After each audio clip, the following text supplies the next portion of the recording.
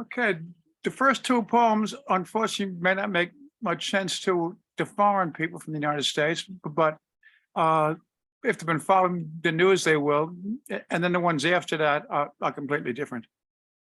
Stand down for America. We are not a banana republic. That's the title. As expected, the ex-president of the United States has been indicted in a document case. There is strong opinion within our divided country on the very serious charges. Even before reading the massive indictment, the pro-Trump contingent has been very vocal. Political witch hunt, weaponization of DOJ, as is the anti-Trump side, massive threat to national security, obstruction of justice, lock them up. Both sides threaten to demonstrate, even violently, blaming the other side to change public opinion, getting their outcome. This is not how our legal system works. Many believe the ex-president is obviously guilty, but if they believe in our nation's legal process, they will watch and wait until the conclusion of the trial. Those who believe that he is innocent should take solace in the fact that the jury will be picked from the citizens of the state which he carried in 2 elections. So they should also be calmly watching until the conclusion of the trial. We should all take the heat out of this very contentious issue, trusting the American legal process and ending our ongoing embarrassment to the outside world. If we are not to be received as a banana republic, we should stop acting like one. There will be plenty of time after the verdict is in to consider it, voice opinion, consider sentences and/or appeals. What we have always done in this country. Both sides, don't embarrass us further.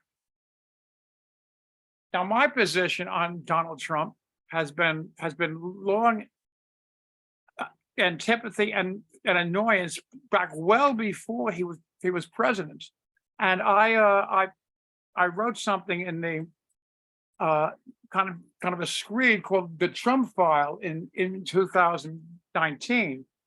But this first poem was written in 2009. Donald Trump. Maybe I'm not the only person who hates Donald Trump. In today's New York Post, columnist Cindy Adams, writing about Henry Hudson, scribed, anyway, he sailed up the river and like Trump right away named the thing after himself. At the top of my hill, there is a Donald Trump State Park, Indian Hill section, and there is nothing there, only a closed gate. Trump's company had bought land years ago, hoping to rezone down from 4 acres and build condos, but the locals fought him. So finally, he gave up and he gave it to New York State that with the stipulation it would be named after him. Big signs went up on the highway, bigger than the exit signs, and he took his tax write-off and went home. But there was only a locked gate. I wonder if he will rename hell when he gets there. Now, then I also wrote the only one sentence poem that I ever wrote, and it's about his relationship with Stormy Daniels. This was as some people know, he was only in the he supposedly jumped on her, who was a porn star.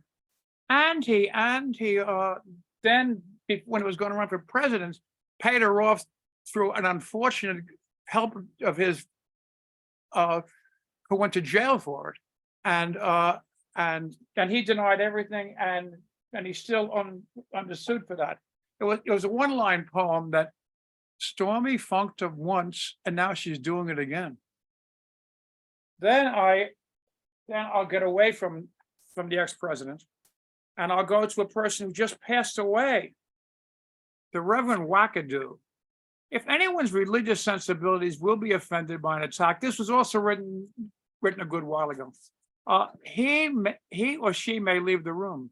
This TV money grab blames lack of respect for Trump, the flag, and the anthem for the Las Vegas carnage.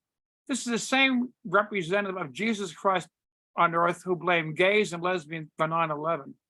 I prefer to think it was Stephen Paddock and the plane hijackers who killed all these people.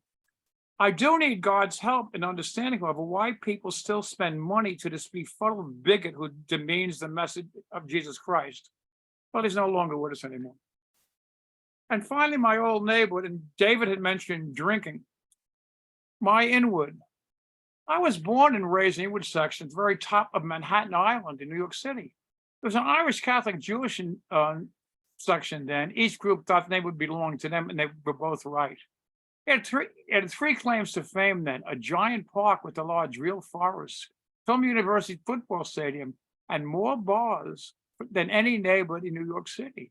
People came from all over to watch football, play in the park, and drink in the bars. Walter Winter called ginwood in the press and on the radio. The legal drinking age in New York then was 18, so we could start in the park at 15 or 16. When I first tasted beer, I didn't like it. That soon changed. We moved to the bars at 17 or 18. Whether in the park or the bars, the beer was meant of the catalyst. It was the journalism. It was the conversation rather that bonded us. I no longer imbibe. In the words of the great sportscaster Jimmy Cannon, I stopped drinking 25 years ago. I retired with the title.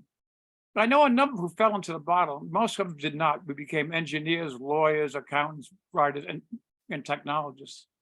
Were it not for the half-quart cans of Pabst and the advent of the desktop computer, I never would have became a writer.